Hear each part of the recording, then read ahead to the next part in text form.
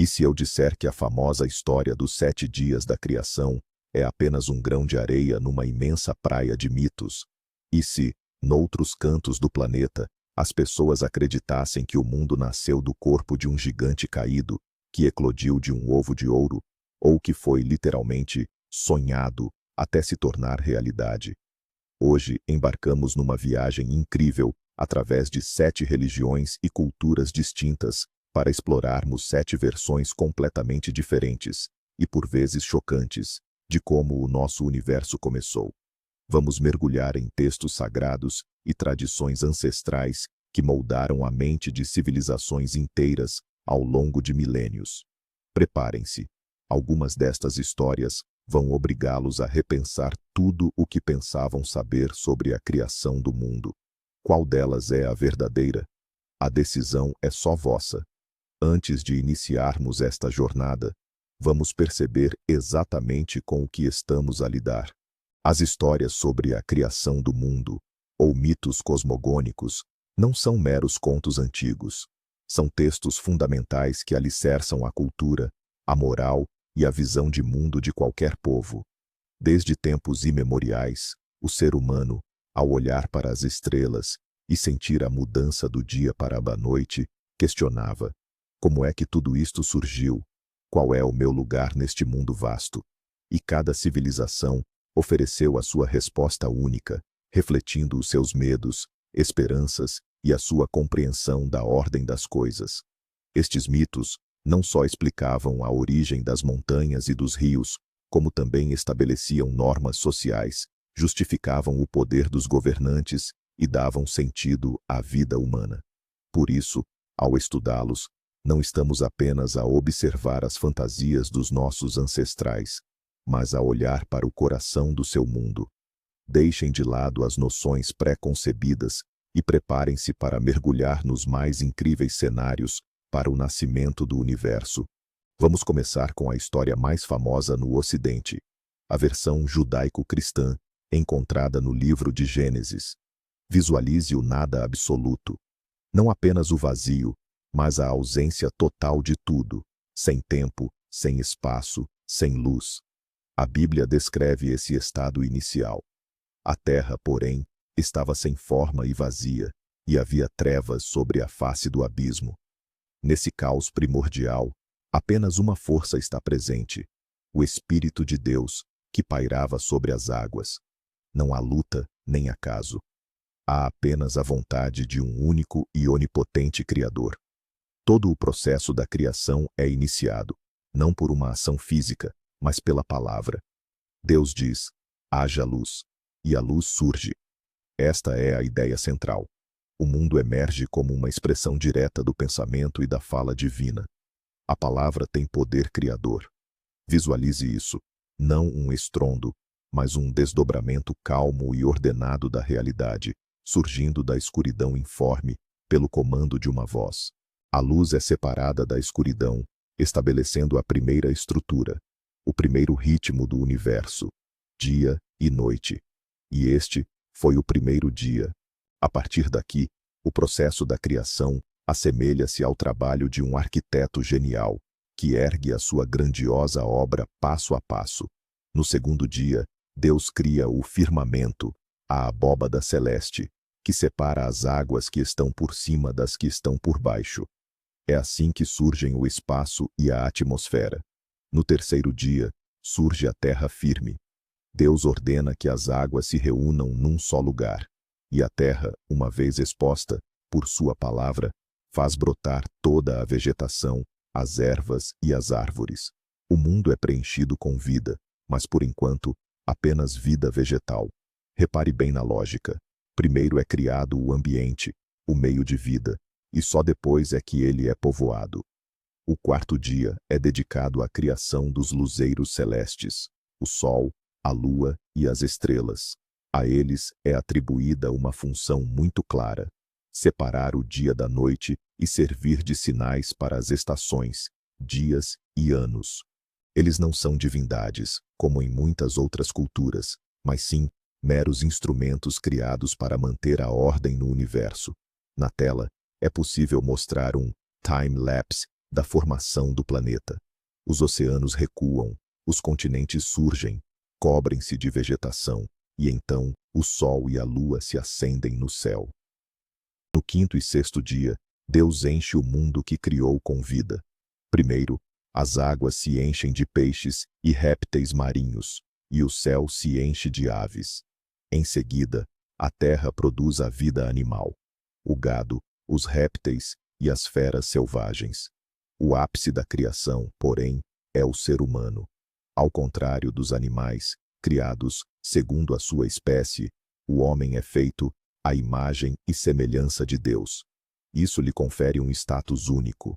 Adão é formado do pó da terra, o que realça sua conexão com o mundo material. Mas Deus sopra em suas narinas o fôlego de vida, concedendo-lhe uma essência espiritual. Posteriormente, Eva é criada a partir de uma costela de Adão.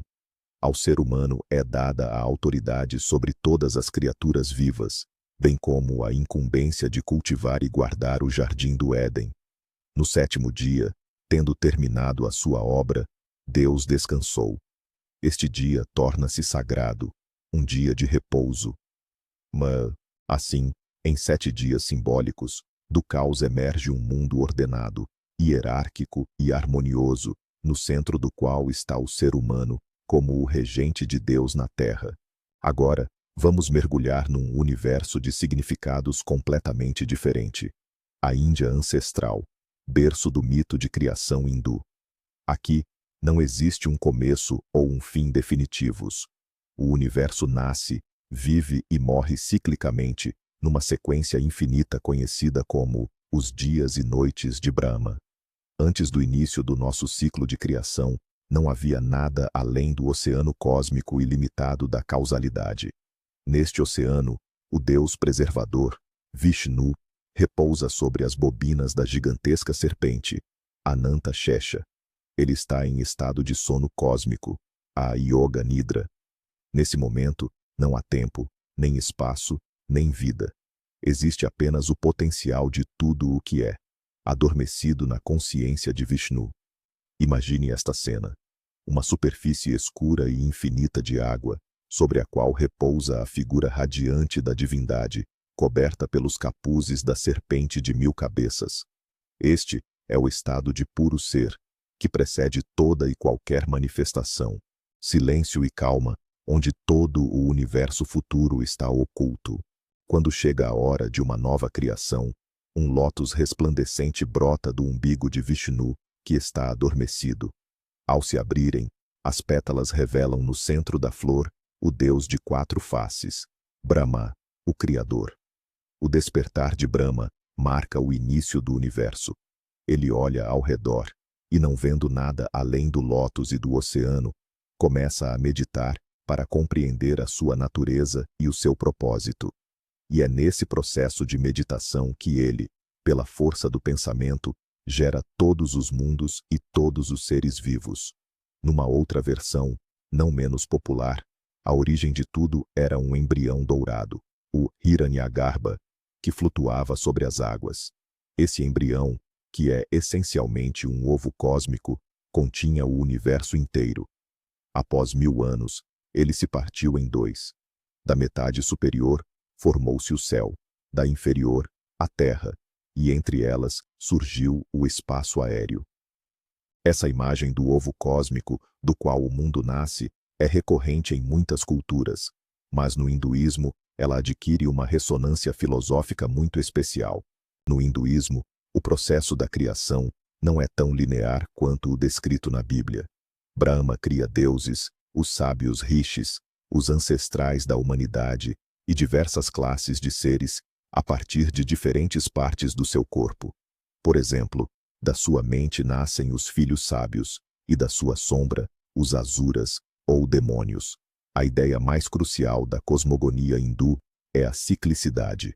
O nosso mundo é apenas um entre incontáveis outros que surgiram e desapareceram.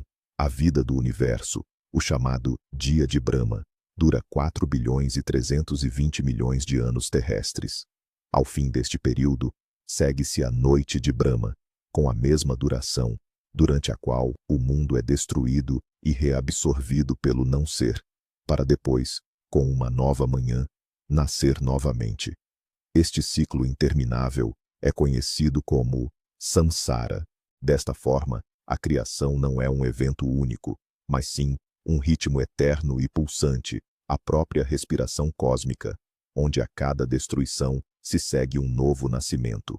Esta é uma visão profundamente filosófica do mundo, encarado como um eterno jogo de energias divinas. Da Índia quente, nós nos movemos agora para o Vale do Nilo, o Antigo Egito. A mitologia egípcia oferece várias versões da criação, ligadas a diferentes centros religiosos, mas a mais conhecida é a versão de Heliópolis. No início, havia apenas o caos aquático, ilimitado, escuro e totalmente imóvel, que os egípcios denominavam Nun. Nun não era apenas água, mas sim a substância primordial, que continha em si os germes de todas as futuras coisas e seres. Nele não havia nem alto, nem baixo, nem vida, nem morte. Imagine o silêncio absoluto e o negrume deste oceano primevo. Era um estado de completa ausência de forma e de ordem. Contudo, dentro desse caos, já espreitava a vontade de criar, a autoconsciência do universo que estava por vir. E então, num dado momento, das profundezas de Nun, por sua própria vontade, emerge o primeiro Deus, Atum. Ele se manifesta sobre o único pedaço de terra, o monte primordial, Ben-Ben, que havia se elevado das águas. Este monte simboliza o início do mundo manifestado, o primeiro ponto de apoio firme no caos ilimitado. Sozinho, no meio do oceano primordial, Atum percebe que, para criar o mundo, ele precisava de outras divindades, e então ele realiza o primeiro ato da criação. Segundo uma versão do mito, ele cospe o próprio sêmen na boca, gerando assim o primeiro casal divino, Shu, o deus do ar, e Tefnut, a deusa da umidade. Uma versão mais pé no chão, no entanto, diz que ele simplesmente os cuspiu ou os espirrou para fora. De qualquer forma, Shu e Tefnut se tornam as primeiras entidades separadas. Eles, contudo, se perdem na escuridão sem limites de Nun. Atum envia seu olho para procurá-los. Este olho, mais tarde, se tornaria a deusa Hathor. Quando o olho traz os filhos de volta, Atum chora de alegria, e de suas lágrimas, que caem sobre a colina Ben-Ben, surgem os seres humanos. É uma imagem muito poética. A humanidade não nasce do barro ou da poeira, mas sim de uma emoção divina, das lágrimas de felicidade do primeiro Deus. Isso confere à natureza humana um valor especial e uma proximidade intrínseca com os deuses desde o início dos tempos. A partir daqui, a criação subsequente coube aos descendentes de Atum.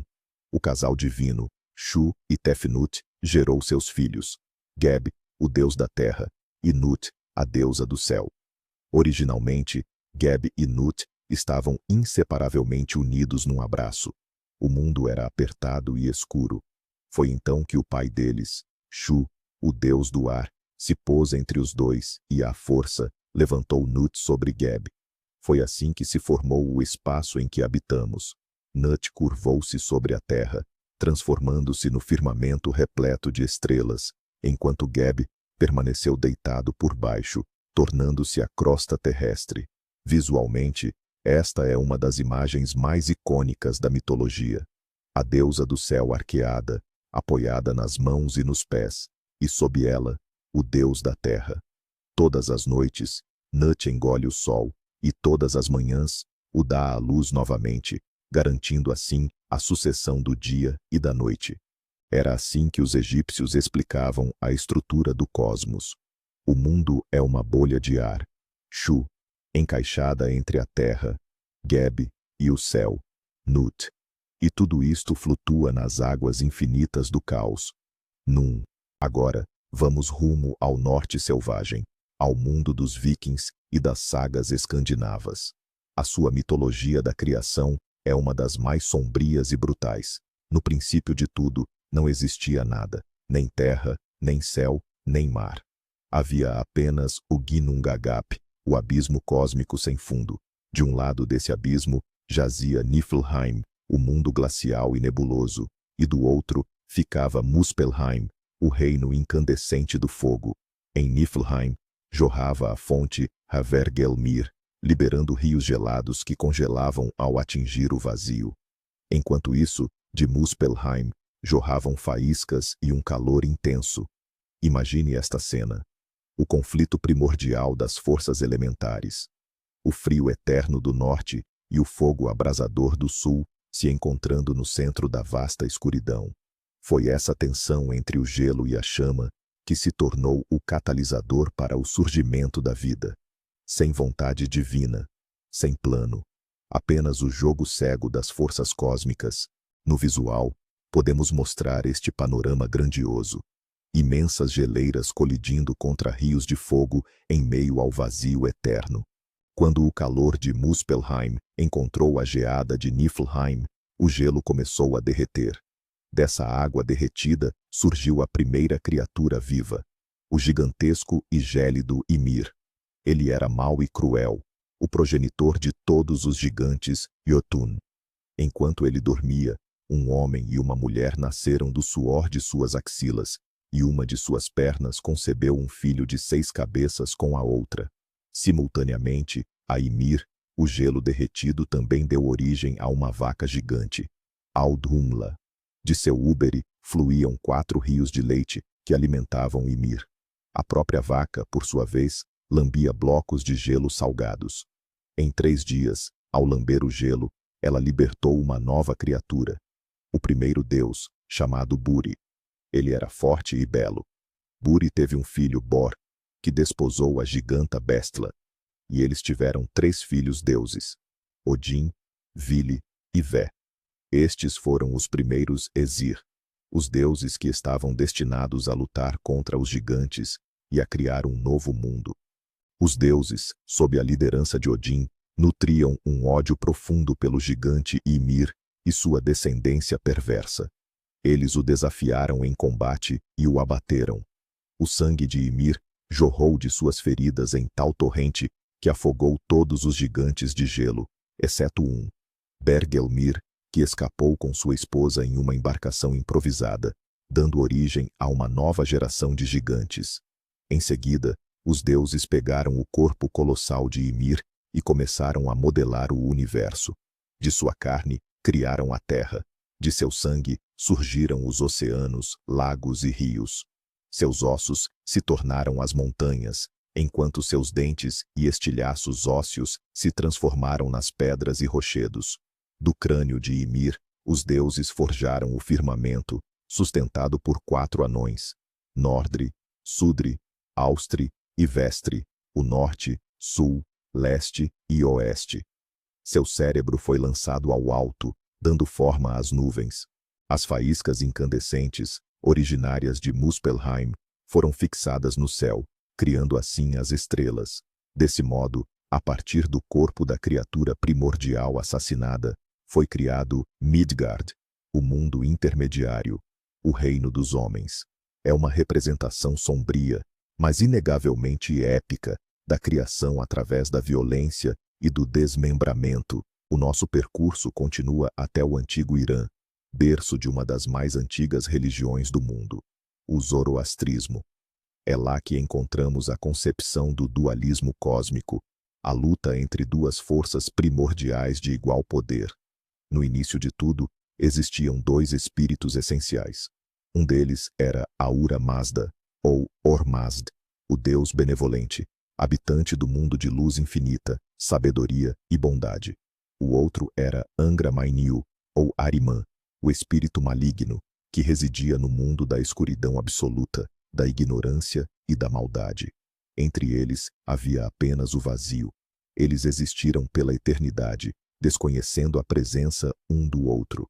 Mas um dia, Ahriman se levantou de seu abismo e vislumbrou a luz de Ahura Mazda. Tomado pela inveja, ele decidiu destruir a sua criação. Ahura Mazda, sendo onisciente, anteviu esse ataque. Ele ofereceu a Ahriman a chance de uma trégua, mas este recusou. Então, Ahura Mazda profetizou que a batalha duraria milênios, mas que no final o mal seria derrotado. Isso define o tom para toda a história do nosso mundo. A própria existência é um campo de batalha entre o bem e o mal. Ahura Mazda inicia a criação com o objetivo de formar um exército de combatentes para a batalha vindoura. Seu processo criativo se desenrola em duas etapas principais. Primeiro, ele dá forma ao mundo em sua essência espiritual e ideal, conhecida como Menog. Este é o reino das ideias, dos protótipos. Em seguida, ele manifesta essa criação no mundo material e visível, o Getig. A criação se completa em 7 estágios, que guardam uma semelhança distante com os dias bíblicos da criação. Ahura Mazda cria primeiro o céu de pedra, depois a água e, em seguida, a terra. Em seguida, ele dá vida à primeira planta, ao primeiro prototouro, chamado Gavaevodata, e ao primeiro homem, Gaiomart. Toda essa criação era perfeita, imutável e isenta de qualquer mal. O mundo permanecia em um estado ideal. O sol estava fixo no zênite, sem a divisão entre dia e noite. Imagine um mundo ideal, congelado na perfeição, forjado como uma arma de luz contra as trevas. Esta era a Era de Ouro, mas estava destinada a ter um fim. Ao deparar-se com a criação perfeita de Ahura Mazda, Ahriman é tomado pela fúria. Reunindo um exército de demônios, Daevas, ele invade o mundo. Ele rompe o céu de pedra, contamina as águas puras com sal e envenena a primeira planta. Em seguida, ele ataca e mata o touro primordial e o primeiro homem, Gaiomart. Com sua invasão, Ahriman lança sobre o mundo toda forma de mal. Morte, doenças, sofrimento, falsidade, o rigor do inverno e o calor escaldante, feras predadoras e insetos venenosos. Ele mistura o seu mal com a boa criação, rompendo a harmonia original. Mas, mesmo nesse ato de destruição, reside a semente do renascimento.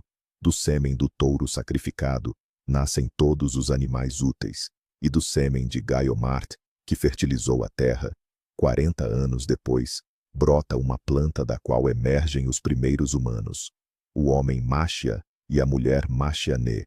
Assim, começa a história da humanidade, cuja missão primordial é, através de bons pensamentos, palavras e ações, auxiliar Ahura Mazda em sua batalha contra Ahriman.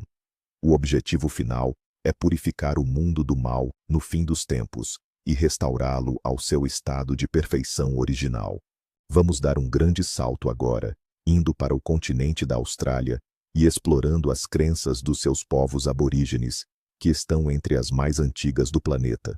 O conceito de criação deles é diferente de todos os que analisamos até agora.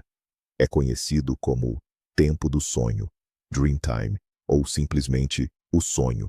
Isto não é apenas um passado mítico, é um espaço eterno e atemporal que coexiste em paralelo com a nossa realidade. No início, antes do sonho, a Terra era plana, escura e sem vida. Adormecidas sob a sua superfície estavam as poderosas entidades sobrenaturais, ou ancestrais. Eles não eram totalmente humanos nem totalmente animais, mas combinavam características de ambos. Eram seres eternos, dotados de um poder criativo inacreditável. Imagine a Terra adormecida e sem forma, com forças latentes prontas para despertar e moldar o mundo. Isto não é um vazio, mas sim um potencial em estado de dormência. Em dado momento, os seres ancestrais despertaram e emergiram à superfície da Terra. Eram seres gigantescos, como a serpente arco-íris, o canguru, a ema e o homem-lagarto. O seu despertar marcou o início do tempo dos sonhos. Eles iniciaram as suas grandes jornadas pela Terra ainda informe, e o seu mero movimento, por si só, deu origem ao mundo. Por onde passavam, surgiam rios e desfiladeiros. Onde descansavam, elevavam-se montanhas e colinas. Onde travavam batalhas, formavam-se lagos. O mundo não foi criado por eles segundo um plano premeditado, como acontece nas religiões monoteístas. A criação foi, na verdade, um resultado colateral da sua existência, das suas viagens, dos seus cânticos, das suas danças e das suas lutas. Eles literalmente cantaram ou dançaram a própria realidade. Os caminhos que percorreram ficaram conhecidos como trilhas dos sonhos ou linhas de cânticos. Estas trilhas continuam a ser sagradas para os aborígenes, ligando diferentes tribos e territórios numa única e poderosa rede espiritual. Além de moldarem a paisagem, os seres ancestrais criaram toda a vida: as plantas, os animais e, por último, o ser humano. Foram eles que também estabeleceram todas as leis que regem o mundo: normas sociais, rituais, regras matrimoniais e tabus. Ensinaram os humanos a caçar, a recolher alimentos, a fabricar ferramentas e a realizar as cerimônias necessárias. Ao completarem suas jornadas terrestres, os ancestrais não morreram nem ascenderam aos céus. Eles retornaram para debaixo da terra, transformando-se em rochas, árvores ou corpos d'água, tornando-se assim parte da paisagem que haviam criado. Contudo, a sua energia espiritual permaneceu nestes locais sagrados.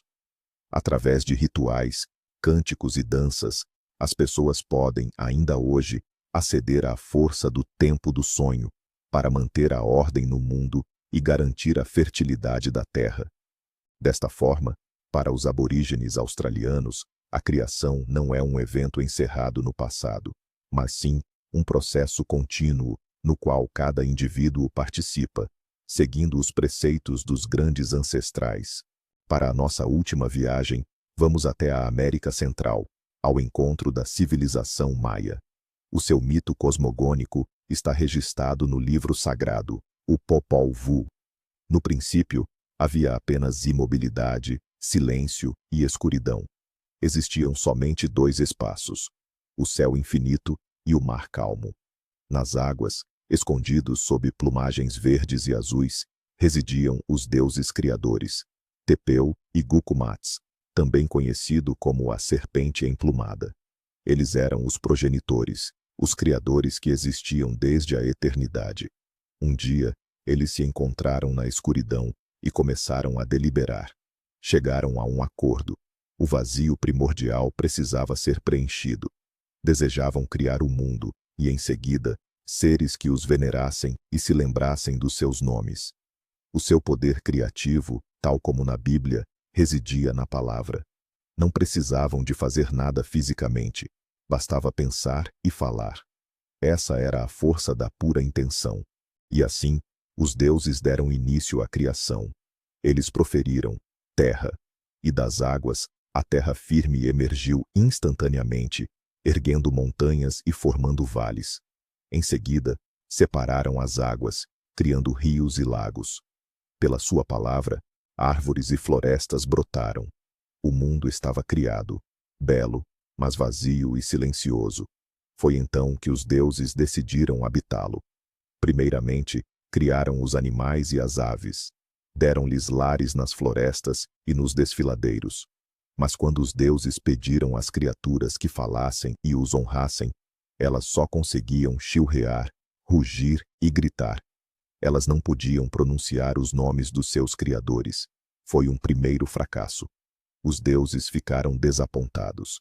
Disseram aos animais: o vosso destino será servir de alimento para os outros. E decidiram fazer uma nova tentativa para criar seres corretos. Este é um momento crucial. A criação, na cosmologia maia, não é um processo infalível, mas sim uma série de tentativas e erros, uma busca pela forma ideal. Bem, fizemos uma viagem incrível através do tempo e do espaço, explorando 7 visões completamente diferentes sobre a origem do mundo. Que mosaico fascinante, não é? Vimos o mundo nascer da palavra de um Deus onipotente, do sono cósmico de Vishnu e das lágrimas de alegria do deus egípcio Atum. Descobrimos também que, para os vikings, a nossa terra foi criada a partir da carne de um gigante assassinado. Vimos como no zoroastrismo o universo se torna um campo de batalha entre o bem e o mal, desde o primeiro instante. Mergulhamos no eterno tempo do sonho dos aborígenes australianos, onde o mundo foi, de certa forma, cantado para a realidade.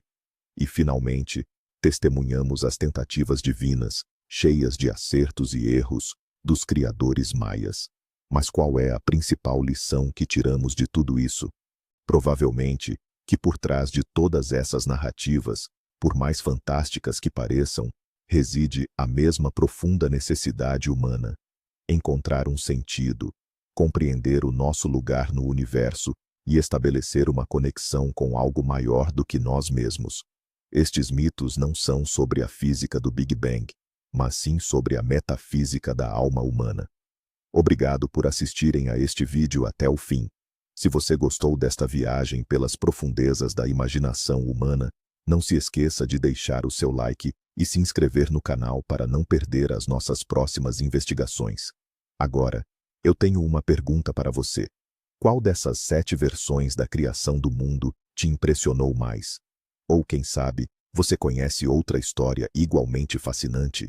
Escreva sobre isso nos comentários. Vamos conversar.